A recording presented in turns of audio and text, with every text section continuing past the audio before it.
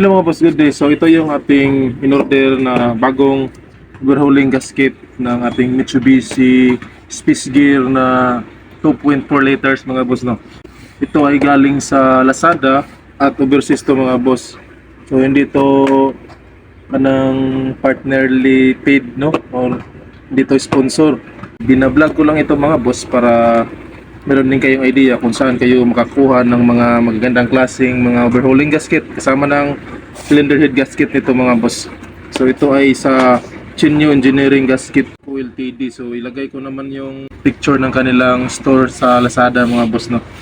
So marami silang klaseng mga disenyo at mga model ng sasakyan ay kaya nilang gawa ng gasket mga boss. Tulad ng mga Mitsubishi Eclipse, Outlander, mga Nimbus, Galant. Meron din sila sa Honda Civic, sa CRV, sa mga Suzuki, Nissan, at marami pang iba mga boss ng mga composite gasket, o yung tawag natin na graphite type or mapa full metal man na cylinder gasket ay meron din sila mga boss. So natuwa lang ako dito kasi sobrang mura lang nito mga boss. Overhauling gasket na siya. So China yata to mga boss, no? Klaro naman sa pangalan. Ito yung presyo niya na nabayaran ko. Ito yung mga boss, oh. 2,104 lang. Tapos maganda din ang kanyang pagka-packing mga boss. Naka-bubble wrap naman dito sa loob. Yan. Actually binuksan ko na to at gusto ko lang ipapakita sa inyo mga boss para meron kayong idea. Ito yung cylinder head gasket natin na yan.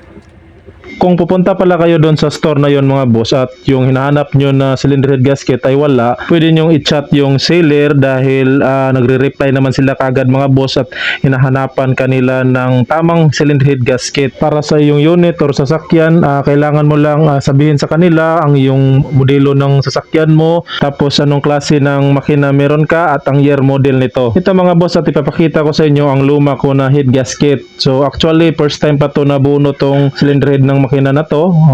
Pinakauna pa ako na nakapag-top overhaul. Tapos hinahanapan ko siya ng overhauling gasket dito sa amin. Kaso wala akong nabili. Malayo-layo din kasi itong sa amin sa syudad ng Cebu City. So take note ko lang sa inyo mga boss na i-chat nyo muna ang seller bago kayo bibili. Very responsible sila at nagre-reply kagad. Ito naman po yung nilalaman ng ating package. Valve seal. 16 bulb. So din siyang oil seal mga boss. Yan.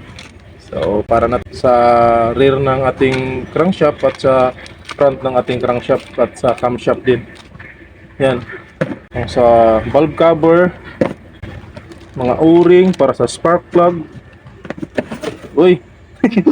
Tangina. Nalulog na boss. Meron din siyang sa exhaust manifold, sa intake manifold, at saka sa mga bell housing natin sa front at sa rear.